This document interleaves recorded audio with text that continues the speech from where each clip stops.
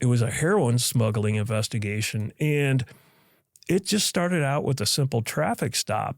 And this is one of the aspects I liked about federal investigations. Like I was assigned to Chicago, living and working there, but I got a case that originated in the state of Mississippi.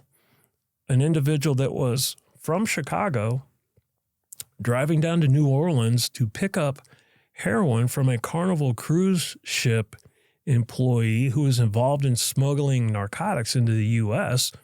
This individual from Chicago drove down to New Orleans, met the employee, got the heroin, was en route back up to Chicago, was stopped in Mississippi on a traffic stop, and decided to cooperate.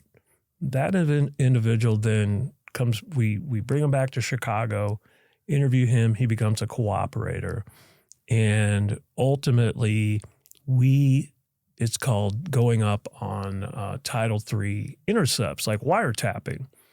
So we very quickly identified a drug trafficking organization based in Chicago, but it was all throughout the country. It was in L.A. There was a faction in L.A., a faction in New York, a faction in Miami, a faction down in New Orleans, but it was based in Chicago, and the heroin was coming out of Colombia from a very prominent businessman and wealthy family down there that owned a series of casinos down through Bogota, Colombia.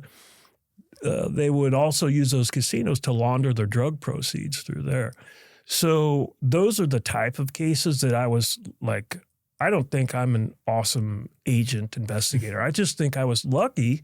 I was fortunate to be exposed to these type of cases and be able to work them.